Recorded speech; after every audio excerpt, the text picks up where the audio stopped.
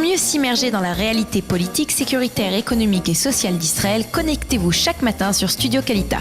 Daniel Haïk vous y attend pour sa revue de la presse. 8h38 sur Studio Kalita et nous allons commencer cette revue de la presse, une revue de la presse qui, je l'affirme, je l'annonce déjà depuis le début, sera consacrée dans sa totalité à cette annonce de Donald Trump et à ses répercussions, on va dire, sur le terrain. 36 heures après l'annonce donc, de Donald Trump reconnaissant Jérusalem comme capitale de l'État d'Israël et après une journée d'hier de tensions, on peut dire, contenues. Les forces de sécurité israéliennes sont ce matin sur le qui-vive en état d'alerte et d'importants renforts de troupes, on peut parler même d'alerte élevée, d'importants renforts de troupes ont été déployés dans la nuit dans divers points de friction possibles en Judée et en Samarie, en particulier à Hebron, dans les environs de Ramallah. À Jérusalem, les forces de police et de garde-frontières ont également été consolidées. On attend de voir comment se déroulera la prière du vendredi vers midi aujourd'hui sur le mont du Temple et si elle suscite des émeutes nationalistes, donc en particulier dans la vieille ville de Jérusalem. Cependant, il faut insister sur le fait que dans une volonté affirmée de ne pas attiser la tension, la police israélienne a décidé de ne pas limiter l'âge des fidèles durant les prières et d'y admettre également des jeunes qui pourraient être tentés de provoquer des échauffourées avec la police. C'est ce que on peut lire ce matin sur les sites d'information. Hier, on a recensé des incidents plus ou moins violents à la porte de Damas, dans les camps de Chouafat, au poste de passage de Kalandia et dans d'autres points en Judée et en Samarie. Mais de l'avis général des observateurs, ces incidents ont été contenus et n'étaient pas excessifs compte tenu de l'importance de la déclaration du président américain. Les quotidiens israéliens consacrent ce matin leur manchette aux menaces d'émeutes. Alerte à la colère, titre ce matin le Maariv, pour mentionner que les Palestiniens ont proclamé cette journée de la colère. L'examen de passage sera à Jérusalem, souligne en manchette ce matin le Yediot Aharonot. Le site NRG et le Israël Hayom annoncent ce matin qu'après la déclaration de Trump de mercredi soir, le ministère israélien des Affaires étrangères s'est lancé dans une véritable campagne de persuasion auprès de la communauté internationale afin de parvenir à convaincre d'autres pays que les États-Unis de reconnaître Jérusalem comme capitale de l'État hébreu. La Tchéquie, on le sait, a reconnu la partie ouest de Jérusalem comme capitale. Et côté israélien, on a souligné que d'autres pays étaient intéressés par une telle démarche. Les quotidiens annoncent que le Premier ministre Netanyahou s'envole dimanche à Paris, où il s'entretiendra à l'Élysée avec le président Emmanuel Macron. Il tentera donc de persuader ce dernier, qui s'est exprimé contre la démarche de Trump, de suivre l'exemple du président américain et de reconnaître le fait historique et réaliste et logique que Jérusalem est bel et bien la capitale de l'État d'Israël. Côté israélien, on s'étonne également de la position très réfractaire et très critique de Federica Mogherini, la représentante de l'Union européenne, qui a refusé de reconnaître Jérusalem comme capitale. Le Premier ministre israélien sera en début de semaine également à Bruxelles. Il participera à une réunion des chefs de la diplomatie des pays membres de l'Union européenne. Il leur expliquera pourquoi il est dans la logique de reconnaître Jérusalem comme capitale d'Israël. Les observateurs estiment que le Premier ministre aura bien du mal à les persuader de suivre Donald Trump dans cette démarche de reconnaissance. Et d'ailleurs, la manchette du Israël Hayom ce matin est consacrée justement aux tractations diplomatiques israéliennes visant à persuader d'autres pays de rejoindre cette reconnaissance américaine. Et le journal croit savoir que la reconnaissance par Donald Trump de Jérusalem va permettre de construire dans les quartiers de la capitale quelques 14 000 unités de logement. Quant au Makor Rishon, qui a souvent des révélations intéressantes, il révèle ce matin que les Palestiniens épaulés justement par la communauté européenne ont construit des milliers d'unités de logement illégales dans la région de Maale Adomim, au nord-est de Jérusalem, avec pour objectif de préserver une continuité territoriale entre les localités palestiniennes de Judée et celles de Samarie au nord. Selon le Makor Rishon, les Palestiniens ont construit ces logements sur un territoire de quelques 9 km² au nord de Jérusalem. Et toujours selon le journal, quelques 120 000 Palestiniens y auraient été installés au cours des dernières années dans ces maisons, soit 3 fois plus que le nombre d'Israéliens qui vivent dans cette région qui borde la route nationale descendant vers Jéricho et vers la mer Morte.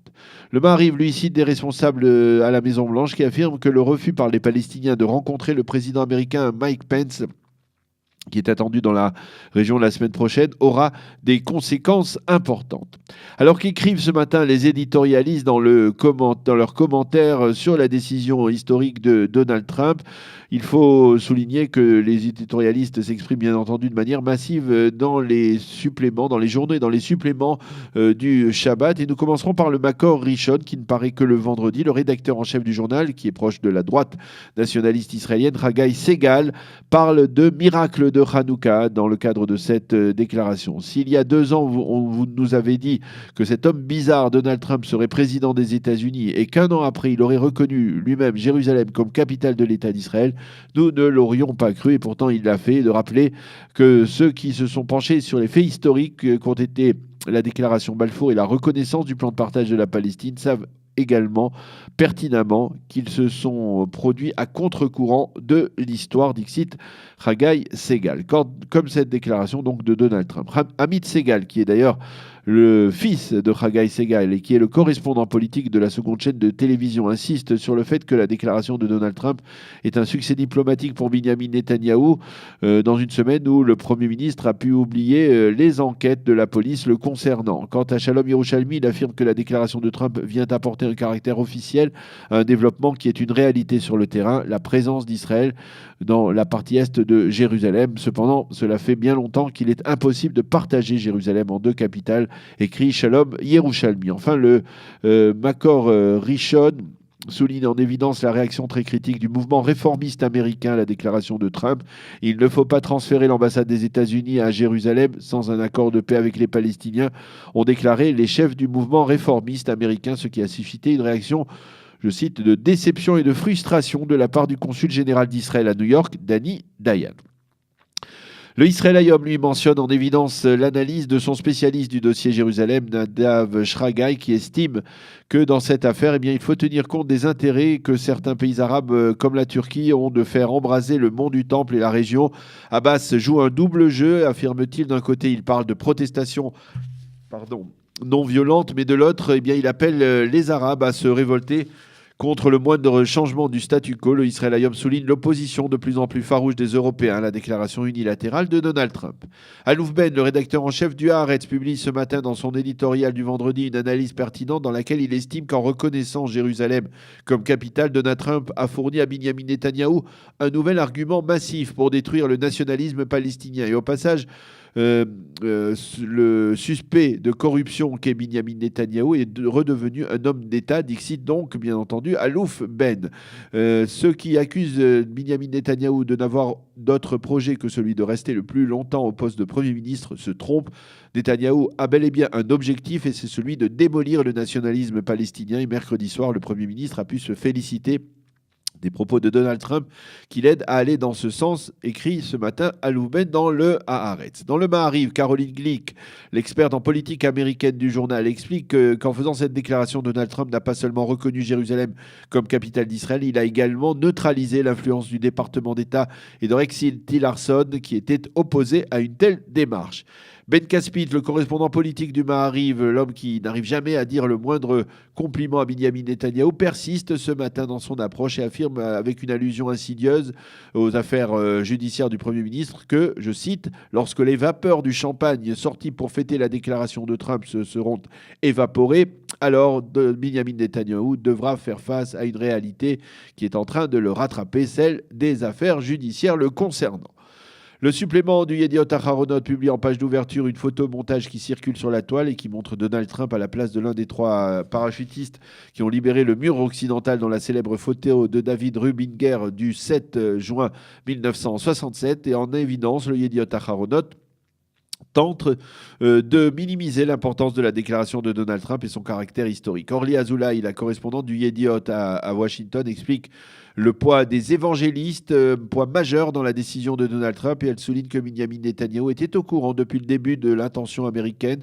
et qu'il a rassuré Trump. Nous sommes prêts à faire face à tout scénario sur le terrain, aurait dit le Premier ministre israélien au président américain. Nahum Barnea affirme, toujours dans le Yediot Aharonot, que les hommes de Trump devront, pour présenter leur plan de règlement du conflit, faire montre de bien plus de capacité que celle réclamée pour conclure de vastes marchés immobiliers.